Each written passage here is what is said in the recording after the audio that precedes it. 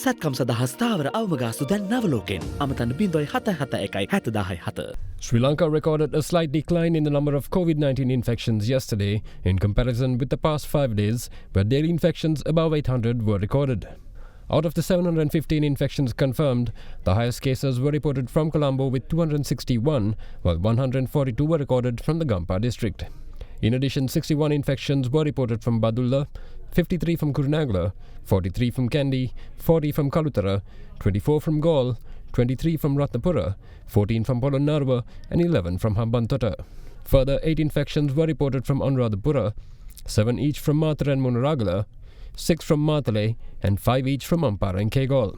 Meanwhile, Nuwara and Batiklo reported 2 infections each, while a single infection was reported from Trincomalee.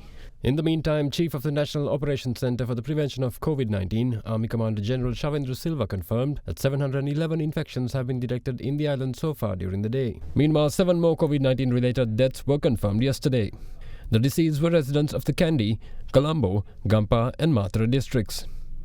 What's more, yesterday's deaths also included a 32-year-old doctor, Gayan Dantanarayana, who became the first Sri Lankan medical professional to succumb to COVID-19. In another development, founder of the Neville Fernando Teaching Hospital, Dr. Neville Fernando, has tested positive for COVID-19. He is currently being treated at the intensive care unit of the Infectious Diseases Hospital in Mullairiyawa. Meanwhile, in an update on the country's vaccination drive, a total of 23,217 frontline health workers were inoculated with the Oxford AstraZeneca COVID-19 vaccine yesterday, increasing the country's total to 118,767 by the end of yesterday.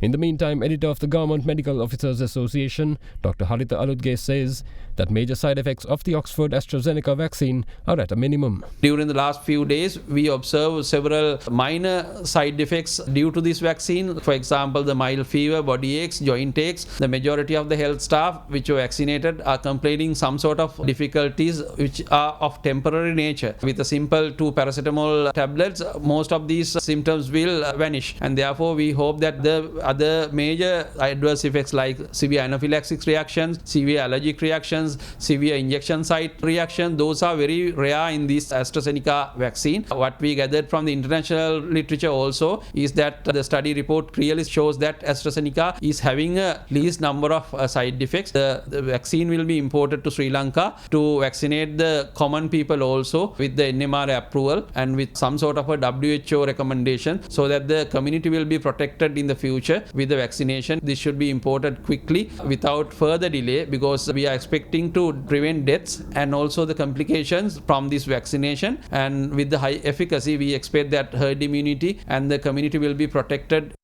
Meanwhile, State Minister of Primary Healthcare, Epidemics and COVID-19 Disease Control, Dr. Sudarshini Fernandopulla, says that the government has taken a policy decision to vaccinate all people between the ages of 30 and 60, due to this age group comprising the majority of current COVID-19 infections. We are in the process of purchasing vaccines to give to the entire population. Under the COVAX facility, WHO has agreed to provide us with 20% of the requirement, which comes to around 42 lakhs of the people, but of course doses it will be 84 lakhs. And the government also has taken a decision to vaccinate people aged 30 to 60 years, because looking at our Sri Lankan data, of the total persons infected with COVID, 10% are above the age of 60, but the majority belong to the age groups between 30 to 60. So therefore, policy decision has been taken, while giving priority to those above 60 years, to vaccinate the population between 30 to 60. We will need about 180 lakhs of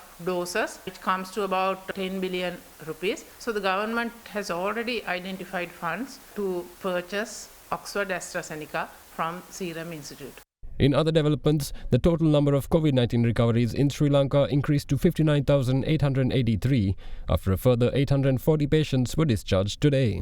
With that, the total number of active cases now stands at 6,196.